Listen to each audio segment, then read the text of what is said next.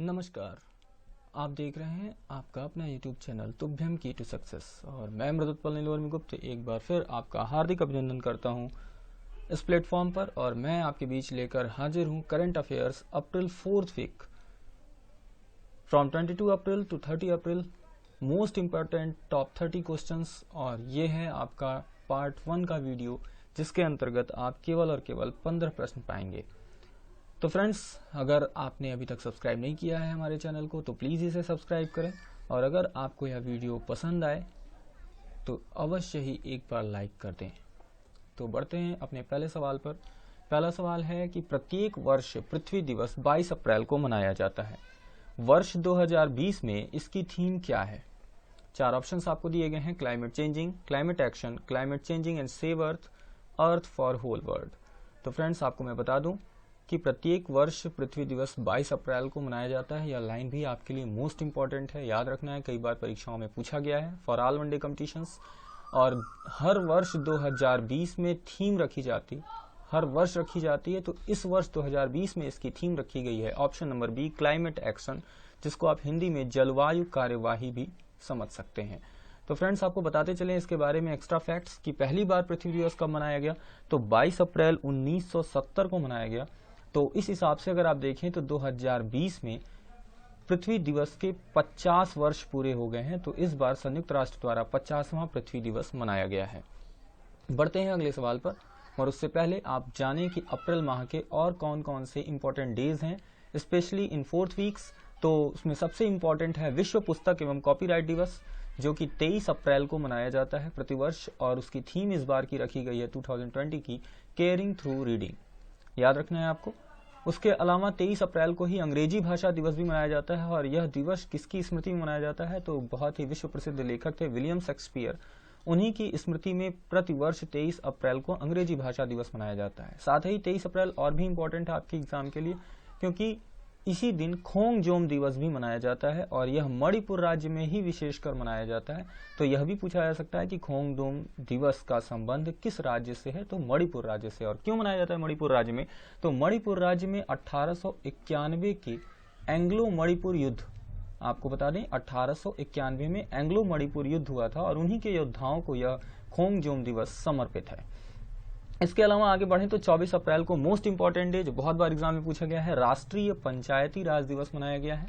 और आपको बता दें कि 24 अप्रैल 1993 को 73वें संविधान संशोधन अधिनियम पारित हुए थे, और जिसके तहत पंचायती राज संस्थाओं को संवैधानिक दर्जा प्राप्त हो गया था। तो आप पढ़ते भी होंगे संविधान के भाग 9 में पंचायत, और इसके अलावा अनुसूची 11 में, तो ये दोनों ही आपके लिए इम्पोर्टेंट हैं। और पहली बार 24 अप्रैल 2010 को मनमोहन सिंह की सरकार में राष्ट्रीय पंचायती राज दिवस मनाया गया। तो आप समझ सकते हैं कि पहली बार कब मनाया गया, 2010 में मनमोहन सिंह जी के द्वारा यह घोषित किया गया था, और तब से यह प्रतिवर्ष मनाया जाता है। और इस बार 24 अप्रैल 2020 को राष्ट्रीय पंचायती राज दिवस मनाया गया। और इस अवसर पर प्रधानमंत्री नरेंद्र मोदी ने ई ग्राम स्वराज पोर्टल भी लॉन्च किया, और इसके साथ ही एक स्वामित्व ऐप भी लॉन्च किया है। तो ये सारी चीजें आपको याद रखनी है। बढ़ते हैं 25 अप्रैल। 25 अप्रैल भी आपके एग्जाम के लिए इंपॉर्टेंट है। विश्व मलेरिया दिवस मनाया जाता है, जिसकी थीम रखी गई है zero malaria starts with me. 26 अप्रैल को मनाया जाता है विश्व बौद्धिक संपदा दिवस, और इसकी थीम रखी गई innovate for a green future. और 26 अप्रैल को ही अंतर्राष्ट्रीय चेरनोबिल आपदा स्मरण दिवस मनाया जाता है, क्योंकि 1986 में चेरनोबिल परमाणु संयंत्र में विस्फोट की स्मृति में यह यूएनओ द्वारा मनाया जाता है, संयुक्त राष्ट्र द्वारा मनाया जाता है। और इसके अलावा अप्रैल का जो लास्ट वीक है 24 से लेकर के 30 अप्रैल तक, इस पूरे सप्ताह को जो है विश्व प्रतिरक्षण सप्ताह दिवस मनाया जाता है। ये भी आपको याद रखना है, और इसकी थीम इंपॉर्टेंट है, वो थीम है वैक्सीन्स वर्क फॉर ऑल। और इसके अलावा 28 अप्रैल को विश्व कार्यस्थल स्वास्थ्य व सुरक्षा दिवस, इसका उद्देश्य होता है कि कार्यस्थल पर कार्य करने वाले जितने भी कर्मचारी हैं उनके स्वास्थ्य और सुरक्षा के प्रति लोगों को जागरूक करना।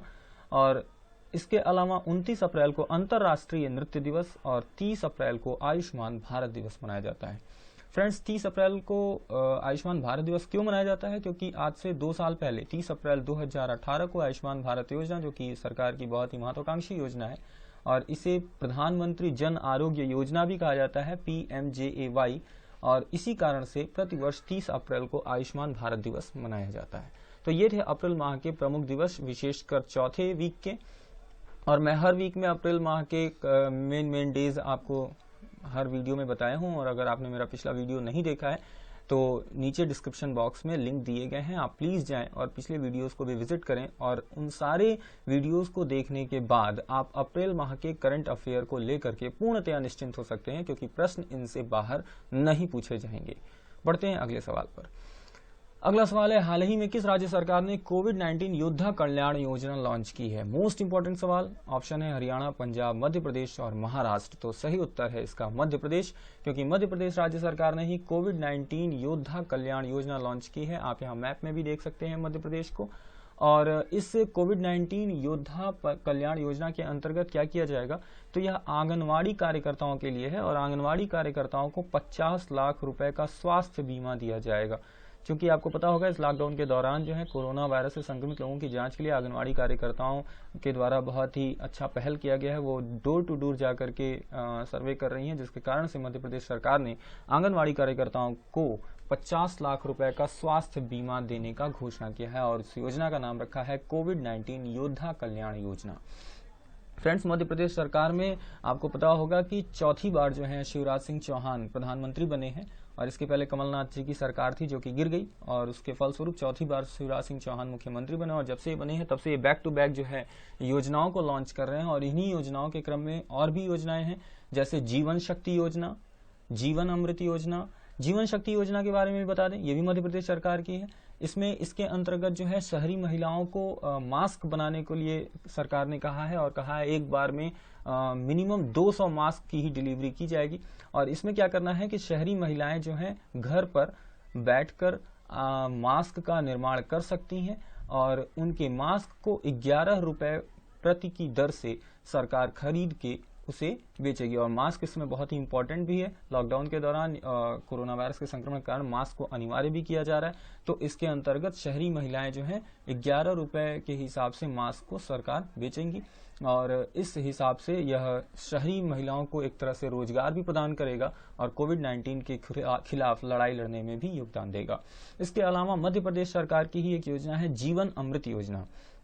ये क्या है? ये मध्य प्रदेश सरकार द्वारा लॉन्च किया गया है और ये लोगों की इम्यूनिटी, लोगों की प्रतिरक्षा को बढ़ाने के लिए, क्योंकि प्रतिरक्षा इसलिए क्योंकि कोरोना वायरस से लड़ने के लिए आपकी प्रतिरक्षा तंत्र जो है बहुत ही मजबूत होने चाहिए। और उसी प्रतिरक्षा को मजबूत बनाने के लिए मध्य प्रदेश सरकार एक 50-50 ग्राम का पैकेट, जिसके अंतर्गत त्रिकूट चूर्ण भरा गया है, और यह जो है मध्य प्रदेश सरकार जो है लोगों को घर घर बंटवाएगी। और ये एक प्रकार का काढ़ा है जिसके अंदर त्रिकूट माने 3 चीजें इसमें ऐड है। मुख्यतया जो है इसमें सौंफ है और पीपली है और जो है आपका सौंफ, पीपली, काली मिर्च मिला करके ये त्रिकूट चूर्ण बनाया गया है। तो ये जीवन अमृत योजना है और इस अमृत योजना के तहत लोगों की प्रतिरक्षा पर बल दिया जा रहा है। इसके अलावा मध्य प्रदेश सरकार ने एक हाल ही में बहुत ही चर्चे में रहा FIR आपके द्वार, ये योजना भी लॉन्च किया है। FIR आपके द्वार, अब आप घर बैठे ही FIR भी दर्ज करा सकते हैं। तो मध्य प्रदेश के बारे में आप इतनी बातें जाने, इतनी योजनाएं जाने और जानते हैं इसकी राजधानी तो भोपाल। और भोपाल को करंट से अगर आप रिलेट करेंगे तो भारत का पहला गार्बेज क्लिनिक भी भोपाल में ही बनाया गया है, तो ये भी आपको याद रखना है। इसके अलावा इसके राज्यपाल हैं लालजी टंडन और नेशनल पार्क है आपका कान्हा किसली, बांधवगढ़, पन्ना, सतपुड़ा। तो नेशनल पार्क भी आपको याद रखना है। और हाल ही में मध्य प्रदेश ने जो है एक मोबाइल ऐप भी लॉन्च किया था, उसका नाम था टॉप पेरेंट। मैंने पिछले वीडियो में आपको बताया भी था। और इसके ऐप के द्वारा क्या होगा, लॉकडाउन में विद्यार्थी अपनी पढ़ाई को जारी रख सकते हैं। और इसी तर्ज पर उसने रेडियो स्कूल भी, मध्य प्रदेश सरकार की ही एक कार्यक्रम था रेडियो स्कूल, टॉप पेरेंट। और इन्हीं के तर्ज पर उत्तराखंड सरकार ने भी संपर्क दीदी नाम का एक ऐप लॉन्च किया था। इसके अंतर्गत भी यही उद्देश्य रखा गया था कि लोग जो है बच्चे घर पर पढ़ाई जारी रख सकते हैं इस लॉकडाउन के दौरान ही।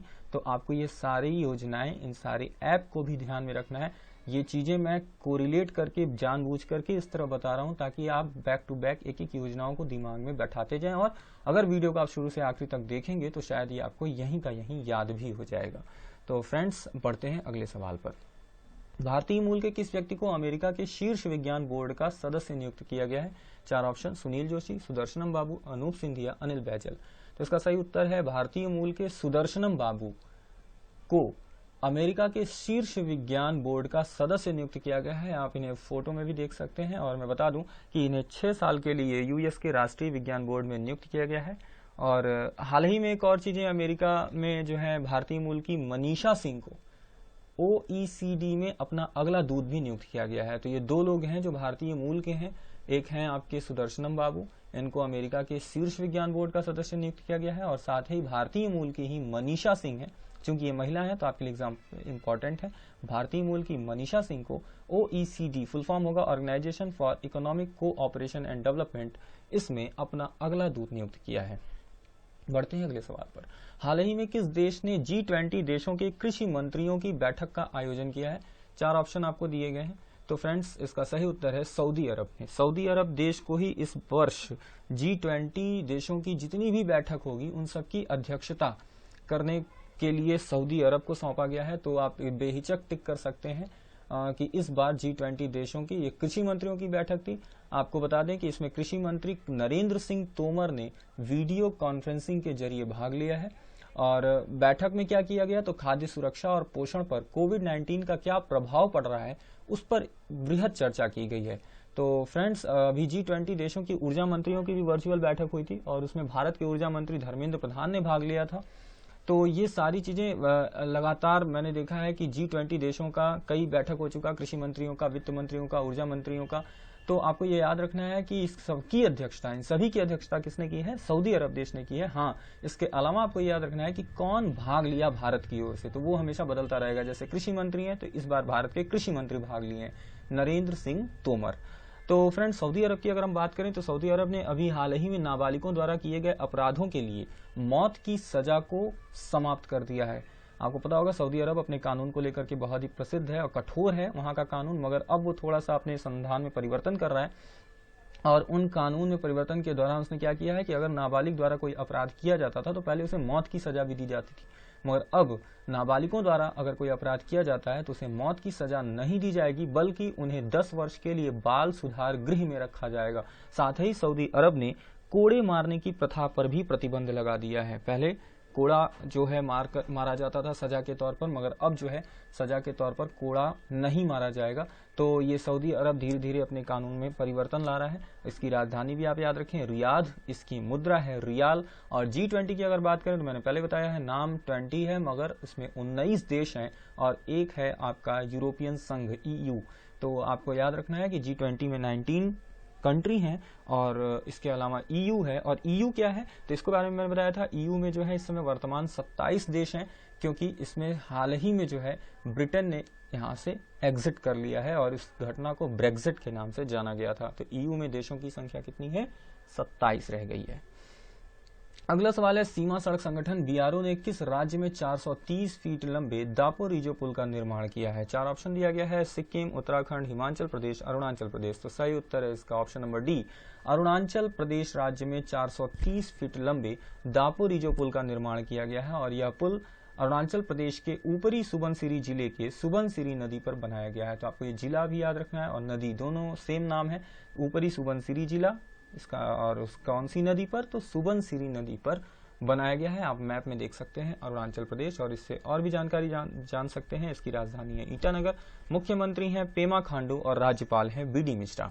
हाल ही में अगर आप अरुणाचल प्रदेश को कोरोना वायरस के करंट से रिलेट करें तो मैंने बताया था कोरोना वायरस के संक्रमण को रोकने के लिए कोविड केयर ऐप ये लॉन्च किया था किसने? अरुणाचल प्रदेश ने।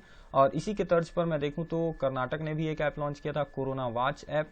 झारखंड ने आसानी से ई-पास का वितरण करने के लिए प्रज्ञाम ऐप को लॉन्च किया था और बिहार ने कोरोना सहायता ऐप को लॉन्च किया था। तो मैंने सारे ऐप को एक साथ थोड़ा सा लिखकर प्रयास किया है कि आप शायद इसे एक बार देखेंगे, माइंड में थोड़ा सा जोर डालेंगे तो मुझे लगता है ये यहीं याद हो जाएगा। बढ़ते हैं अगला सवाल है, किस राज्य में कोविड-19 के लक्षणों की जांच के लिए तिरंगा अभियान चलाया गया है? बहुत ही अच्छा सवाल। 4 ऑप्शन, पंजाब, गुजरात, केरल और उत्तर प्रदेश। तो इसका सही उत्तर है option number C, Kerala. Kerala राज्य में कोविड-19 के लक्षणों की जांच के लिए तिरंगा अभियान चलाया गया है। और आप जानना चाहेंगे कि तिरंगा अभियान क्या है? वैसे मैप में आप में देख सकते हैं केरल। और तिरंगा अभियान क्या है? तो तिरंगा का फुल फॉर्म है टोटल इंडिया रिमोट एनालिसिस निरोग्य अभियान। तो आप तिरंगा का फुल फॉर्म भी याद रखना है, क्या है? टोटल इंडिया रिमोट एनालिसिस निरोग्य अभियान। और यह अभियान केरल के पत्तनमतिट्टा जिले में शुरू किया गया है। पत्तनमतिट्टा जिले में शुरू किया गया है। और इस अभियान में है क्या, तो आप पिक में देख सकते हैं, एक वाहन है और यह वाहन क्या करेगा, कोविड-19 के लक्षणों की जांच के लिए, इसकी आसानी से जांच हो सके, तो इस वाहन का निर्माण किया गया है। और इस वाहन पे देखिए तिरंगा, इसका नाम इसलिए रखा गया कि वाहन पे तिरंगा बना हुआ है, आपको दिख रहा होगा।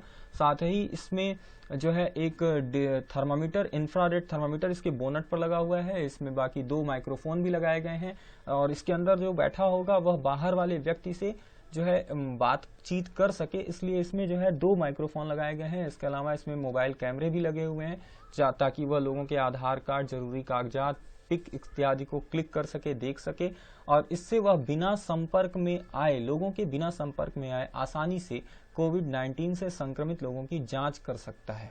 तो इसलिए यह वाहन तैयार किया गया और इस पे तिरंगा ये जो बनाया गया वो इसलिए बनाया गया कि आसानी से यह वाहन जो है दूर से ही पहचान में आ सके स्वास्थ्य कर्मियों को कि इसका क्या उद्देश्य है, क्या अभियान है। तो इस अभियान का नाम जो है केरल सरकार ने रखा है तिरंगा अभियान। बहुत ही इंपॉर्टेंट है और आपको इसके जिला भी याद रखना है कि ये पत्तनमतिट्टा जिले में इसको शुरू किया गया है। हाल ही में केरल सरकार की और बात करें तो इन्होंने कोविड-19 के मरीजों की सेवा के लिए एक रोबोट तैयार किया था और उसका नाम था कर्मी बोट। तो आपको ये भी याद रखना है, कर्मी बोट नामक रोबोट भी तैयार किया था केरल सरकार ने। हाल ही में केरल सरकार का एक और अभियान था ब्रेक द चेन अभियान। जब कोरोना वायरस जो है शुरू हुआ था भारत में, तो उसी समय इनका ये आया था ब्रेक द चेन अभियान केरल सरकार के द्वारा।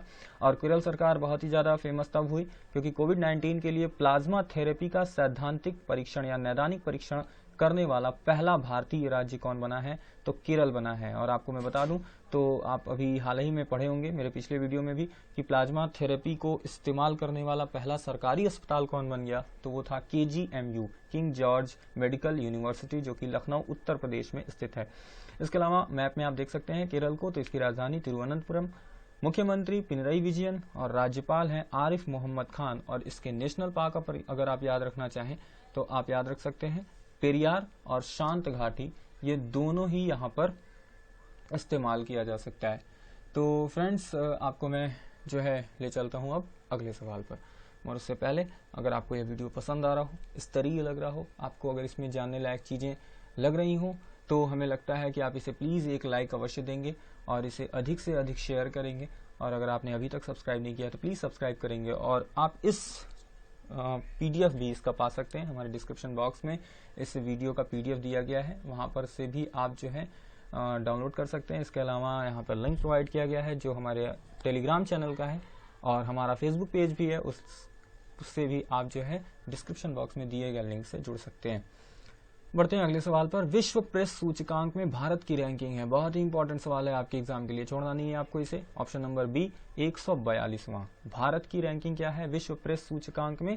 142वां। तो आपको बता दें कि ये जारी कौन करता है सूचकांक, तो रिपोर्ट्स विदाउट बॉर्डर्स द्वारा विश्व प्रेस सूचकांक जारी किया जाता है, जिसके तहत जो है देखा जाता है कि किस देश का जो है प्रेस जो है कितना स्वतंत्र है, कितना वह निष्पक्ष भाव से जो है बोल सकता है, मीडिया की कितनी स्वतंत्रता है वहां पर। इसी के आधार पर यह सूचकांक बनाया जाता है। तो कुल 180 देशों में पहले स्थान पर रहा नॉर्वे, द्वितीय स्थान पर रहा फिनलैंड, तृतीय स्थान पर रहा डेनमार्क और भारत का स्थान रहा 142वां, जबकि भारत की पिछली बार की जो रैंकिंग थी वो थी 140। तो आप देखे होंगे 2 रैंकिंग की गिरावट आई है, जो कि भारत के लिए ठीक नहीं है।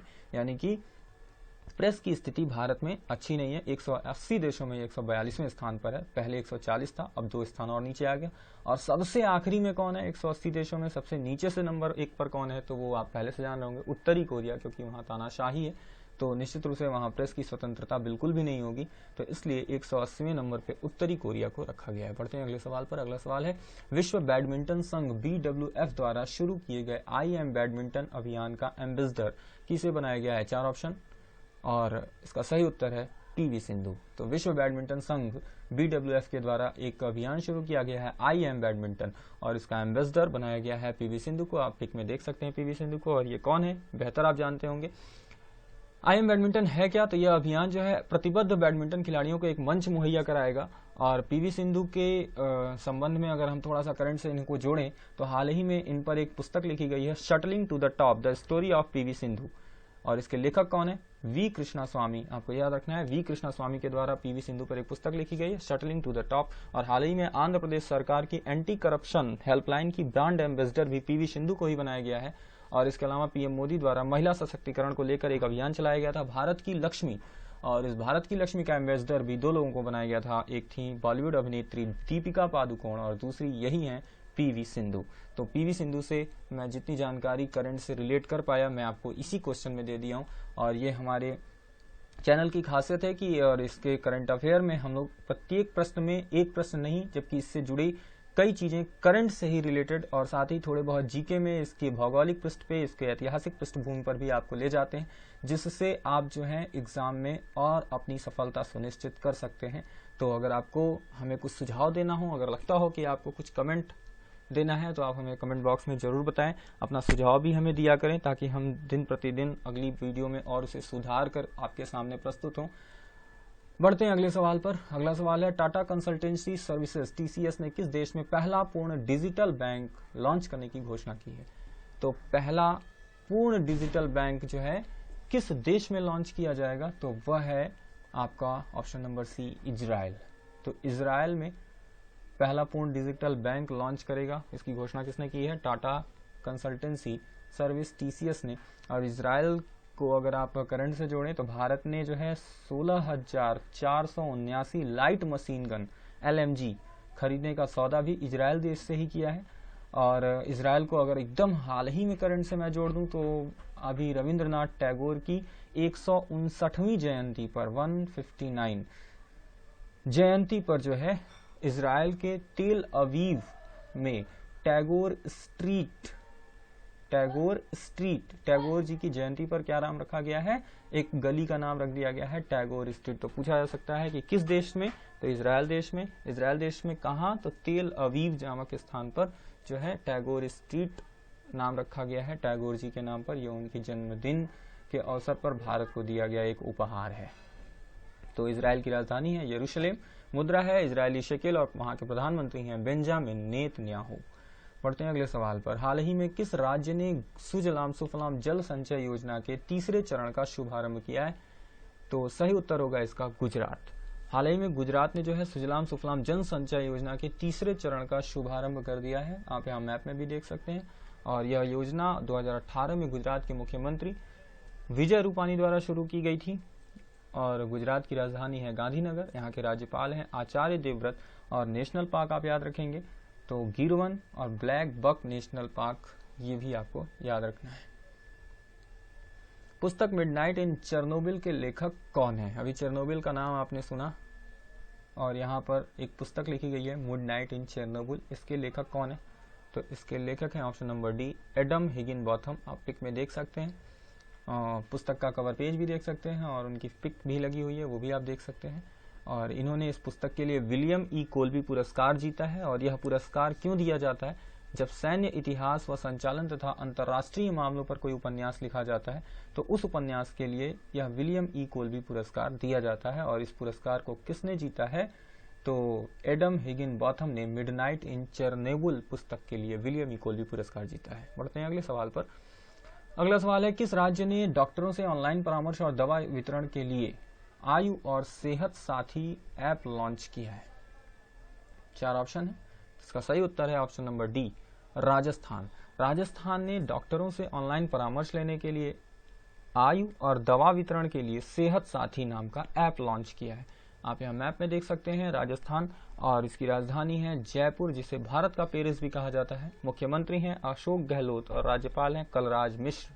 यहाँ का नेशनल पार्क मोस्ट इंपॉर्टेंट है, घाना, सरिस्का, रणथंभौर, डेजर्ट, ये सारे यहाँ के नेशनल पार्क हैं। और राजस्थान बहुत ज़्यादा इंपॉर्टेंट हो जाता है क्योंकि कोविड-19 के कारण लॉकडाउन करने वाला यह देश का पहला राज्य था, यह भी आपको याद रखना है। और साथ ही राजकोप सिटीजन ऐप जो कि राजस्थान पुलिस द्वारा लॉकडाउन के दौरान ई पास जारी करने के लिए चलाया गया है। तो अभी मैंने पिछले क्वेश्चन में बताया भी है कि प्रज्ञा ऐप झारखंड सरकार द्वारा चलाया गया था ई पास जारी करने के लिए। उसी तरह राजकोप सिटीजन ऐप जो है राजस्थान पुलिस के द्वारा चलाई गई है और यह भी ई पास जारी करने के लिए ही चलाया गया है।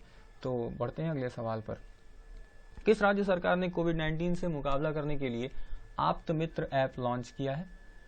4 ऑप्शन है मगर इसका सही उत्तर है ऑप्शन नंबर सी। कर्नाटक राज्य सरकार ने कोविड-19 से मुकाबला करने के लिए आप्त मित्र ऐप लॉन्च किया है।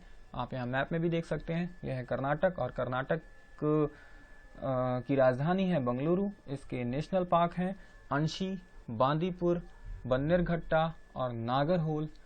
और आपको ये जो आप्त मित्र ऐप जो इसने लॉन्च किया है, ऐप तो लॉन्च किया ही है, इसके साथ ही इसने एक हेल्पलाइन नंबर भी लॉन्च किया है 14410। तो आपको हेल्पलाइन नंबर भी याद रखना है। और कर्नाटक सरकार द्वारा संचालित और भी थे अभियान, जैसे नमस्ते ओवर हैंडशेक अभियान, जिसमें जो है हैंडशेक करने के बजाय नमस्ते करने पर जोर दिया गया ताकि कोरोना वायरस का संक्रमण रोका जा सके। और इसके अलावा भी मैंने बताया भी है कोरोना वॉच ऐप नाम भी जो है यह भी कर्नाटक सरकार द्वारा ही संचालित है। तो बढ़ते हैं अगले सवाल पर। अगला सवाल है कोरोना महामारी के दौरान किस देश ने अपने पहले सैन्य उपग्रह नूर का प्रक्षेपण किया है।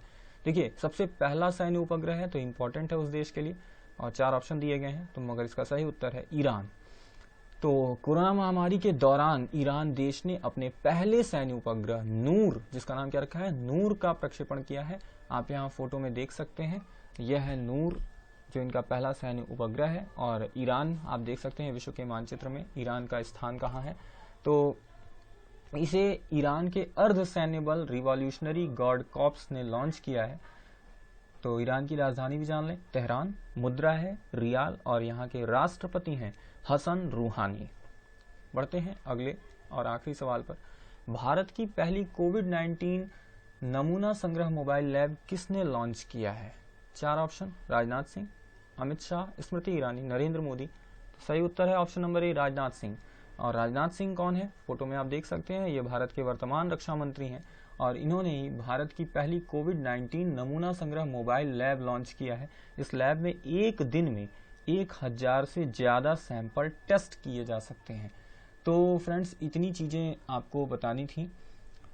अब चलते हैं पिछले प्रश्न त्रिवेणी की उत्तरमाला पर, जिसमें आपको पहला सवाल पूछा गया था किस राज्य सरकार ने कोविड-19 के प्रसार को रोकने के लिए मो जीवन पहल की शुरुआत की है। सही उत्तर है option number C, Orissa. Question number 2 पर आए, सत्य कथन छांटना था और इसमें सही उत्तर है ऑप्शन नंबर डी, दोनों ही कथन असत्य हैं। पहला कथन क्या लिखा गया था, कैबिनेट ने कोविड-19 के कारण 3 वर्ष के लिए सांसद निधि को स्थगित करने का निर्णय लिया है। ये गलत है, अगर यही 2 वर्ष लिखा होता तो सही होता। तो ये पहला कथन इसलिए गलत है क्योंकि कैबिनेट ने कोविड-19 के कारण 2 वर्ष के लिए सांसद निधि को स्थगित करने का निर्णय लिया है। कथन 2 क्या है, कैबिनेट ने कोविड-19 के कारण सभी सांसदों के वार्षिक वेतन में 30% कटौती करने का निर्णय लिया है, परंतु इसमें प्रधानमंत्री और केंद्रीय मंत्री शामिल नहीं है। एकदम गलत। मैंने आपको बताया था कि 30% कटौती करने का निर्णय लिया है, ये सही है, मगर इसमें प्रधानमंत्री भी शामिल हैं और साथ ही सभी केंद्रीय मंत्री भी शामिल हैं। तो इस आधार पर देखा जाए कथन 1 और कथन 2 दोनों ही असत्य है। अगले क्वेश्चन पर है, दिल्ली सरकार में से निम्न में कौन संबंधित नहीं है। तो ऑपरेशन सील्ड ये है, 5T प्लान ये है, एसएस कोरोना ये भी है, रक्षा सर्व ऐप ये एकदम ही गलत है क्योंकि यह जो है छत्तीसगढ़ राज्य सरकार से संबंधित है, यह दिल्ली सरकार से संबंधित नहीं है। तो आते हैं आज के प्रश्न त्रिवेणी कार्यक्रम पर। आशा करेंगे कि आपको 3 प्रश्न यहाँ प्रोवाइड किए गए हैं और इन तीनों प्रश्नों का उत्तर आप कमेंट बॉक्स में विस्तृत तरीके से लिख करके हमें अवश्य बताएंगे। और मैं आपसे अनुरोध करता हूं कि आप इस प्रश्न त्रिवेणी में अधिक से अधिक संख्या में भाग लें। पिछले प्रश्न त्रिवेणी का उत्तर कई लोगों ने सही दिया था, वे बधाई के पात्र भी हैं और मुझे लगता है कि वे जो है आसानी से इन चीज़ों को अपने मन मस्तिष्क में बैठा लिए होंगे। तो आप भी अगर चाहते हैं इन प्रश्नों के माध्यम से हमसे जुड़ना और इसी प्रकार हमारा मनोबल बढ़ाए रखना, तो प्लीज़ हमारे प्रश्न त्रिवेणी में तीनों प्रश्नों का उत्तर हमें कमेंट बॉक्स में जरूर बताएं। और साथ ही अगर आपका कोई सुझाव हो तो वह भी वहां पर कमेंट बॉक्स में आप लिख सकते हैं। लाइक करना ना भूलें, शेयर करना ना भूलें और अगर आपने सब्सक्राइब नहीं किया है तो प्लीज़ आप इस चैनल को अभी और इसी वक्त सब्सक्राइब कर लें। तो फ्रेंड्स मिलते हैं पार्ट 2 के लिए अप्रैल 4th वीक का जो बाकी का 15 करंट अफेयर है वो नेक्स्ट वीडियो में। तब तक के लिए नमस्कार, नमस्तुभ्यम, नमामि तुभ्यम। आपका दिन शुभ हो। Thanks for watching.